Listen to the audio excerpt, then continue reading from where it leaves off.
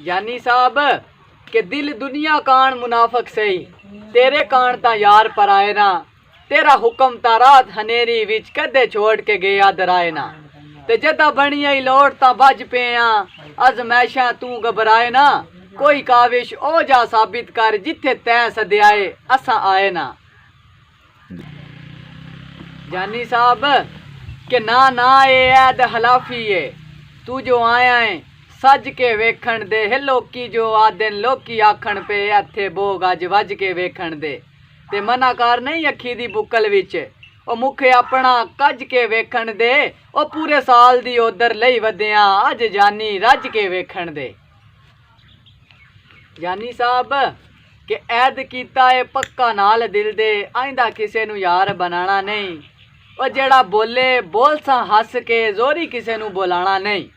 ते जानी साहब जेड़ा जी करे कर सा लख वारी एडा सिर ते किसे नू चाणा नहीं, ते जेड़ा कर गया जिंदगी बर्बाद एक वारी फिर ओनू कदी मुंह लाना नहीं।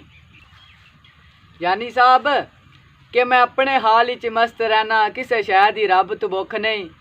ते डाडा यार स्वाद तन्हाई कीता दिता मजमे अज ताई सुख नहीं, ते गुल्ले डेर हनेर जुदाइयां दे ओ गुल थार तू हलिया रुख नहीं, और तेरे दर्दा इंज मजबूत जा कीता कदी दुख नू समझ आई दुख नहीं जी। भाई मुबशर साहब ओ लिखदा कि चल मैं तेरी संगत दे काबल नहीं, दिल मन्ने दी संगत बना लै तू, ओ मेरी तरफों आम इजाजत दी मैं तू बेशक जान छुड़ा लै तू, ते एक गल कन खोल के सुन नाले घोल के ज़हन च पा लै तू, और साडे जही किसे इज्जत नहीं करनी ओ जग खड़े ही अजमा लै तू। भाई जबर साहब ओ लिखदा कि तेनू दस्या ना साडे कच्चे गारिन तैथू कदन औकात लुकाइया, ते साथे बिल्कुल माज गरीबी आई तेनू पहले गल समझाइया, ते तू आप आए संगत दे मुड बदे नाले बज के कसम विच आइया, हुण वेख के गुरबत क्यों प्या नसदा बंदा बाणू नाल निभाइया। भाई नवीद साहब के हासे फकत खिडावणे खेडण ताई साइया खेड के सटिया बज गया, हासे डठे होए फुल बे मकसद जे ओना जित सटिया उथा सज गया, ते सट्टा जल बे फैज जमाने तू